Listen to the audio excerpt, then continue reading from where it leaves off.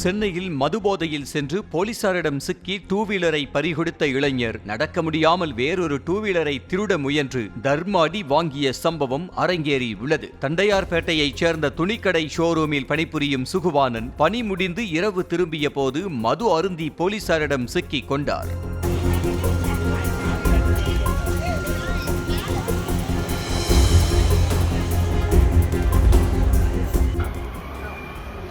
இருங்க இருங்க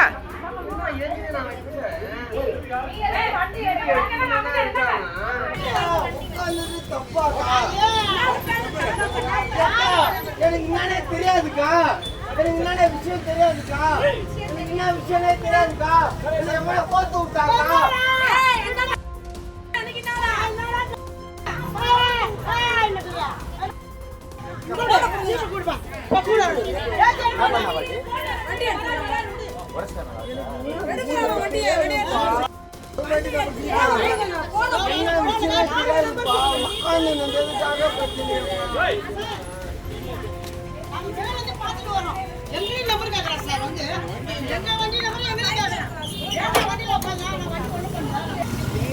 சொல்ல மாட்டேன்.